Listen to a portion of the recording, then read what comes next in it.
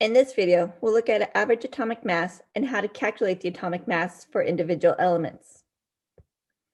When we look at the atomic mass, all elements have their own unique percent natural abundance of isotopes. So every element has its own unique amount of isotopes present. And the mass number, if we remember from isotopes, is the sum of the protons plus the neutrons. So if we remember, we had an example of chlorine 35 and chlorine 37. Now, each of these isotopes is present in a different amount. Now, we remember that the number of neutrons in an isotope is different between the mass number and the atomic number. So if we were to rewrite our isotope symbol for chlorine, we'd have chlorine 35 and the 17 on the bottom. Now, the 35 represents the mass number and the 17 is the atomic number. So we can figure out the number of isotopes was 35 minus 17, which gives us 18 neutrons. We can also do the same thing with our chlorine 37. So we'd have 37 minus 17 would give us 20 neutrons. So if we were to do a chemical reaction, we wanted to figure out how much chlorine we need for that reaction. We can either use the chlorine 35 or the chlorine 37. Now, how would you be able to separate those two isotopes out? You wouldn't, right? You just get a whole mixture of both isotopes.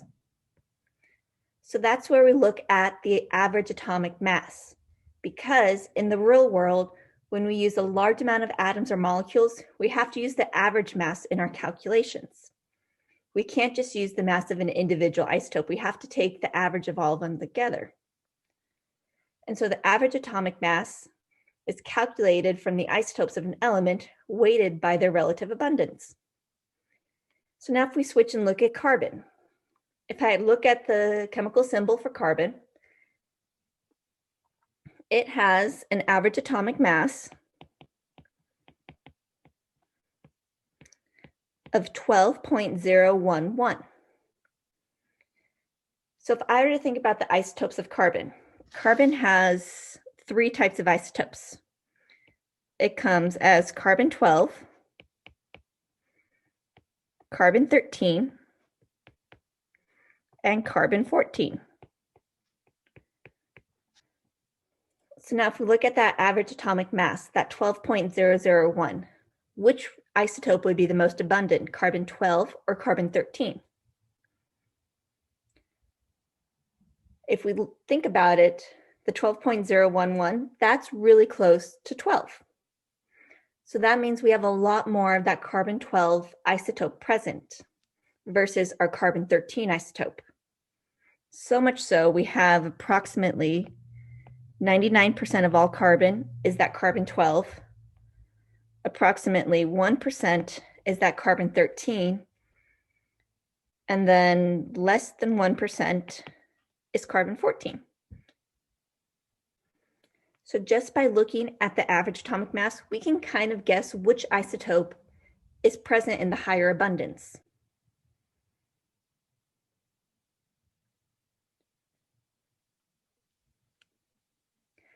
But just looking and guessing, not nearly that fun. Instead, let's look at calculating our isotopic abundance. When we calculate the isotopic abundance, we look at the atomic weight is going to equal the sum of the isotope mass times the fractional isotope abundance. And remember, you have to use all isotopes of the element.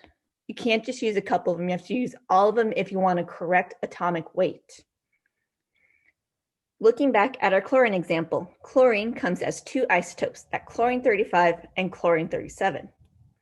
Chlorine 35 has a natural abundance of about 75.77% and has a mass of 34.97 atomic mass units. Chlorine 37 comes as 24.23% abundance with an atomic mass of 36.97. So if I want to calculate the average atomic mass,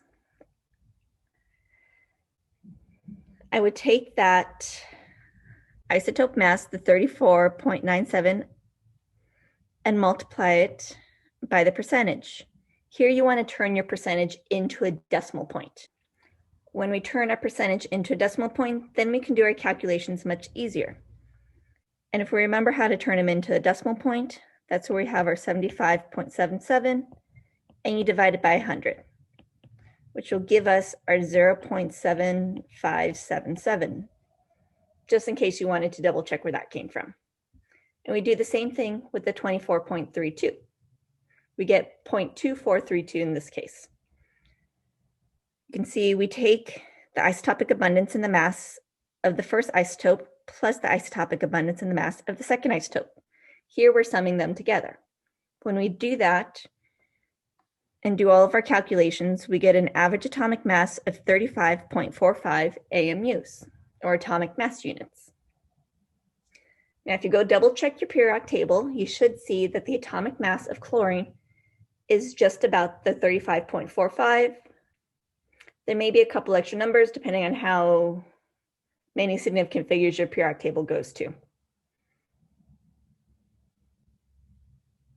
So not too bad, right? As long as we know the abundance and the percentage, we can figure out the atomic mass. Even if we know the atomic mass, I can figure out the percentage for an individual isotope if I need to. So now let's try another problem, try and practice it. So here's an example involving gallium. Gallium has two naturally occurring isotopes, gallium-69 and gallium-71. Gallium-69 has a mass of 68.9256 with a natural abundance of 60.11. So let's write that down. Gallium-69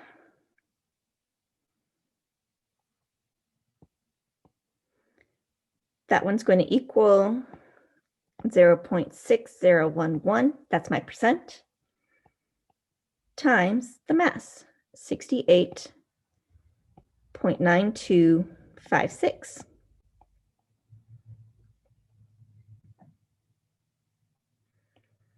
And then gallium-71, that has a mass of 70.9247 and an abundance of 39.89. So if I put my abundance, that's 0.3989 times its mass, 70.9247.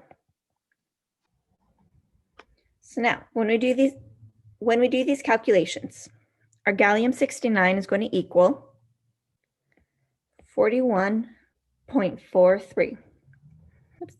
And our gallium-71 will equal 28.29, which means when I figure out the atomic mass of gallium,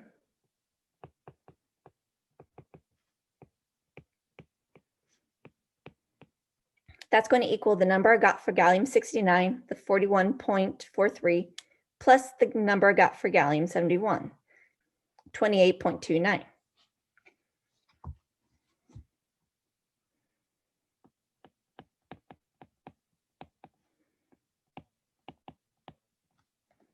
Which means my atomic mass of gallium should be 67.72 atomic mass units.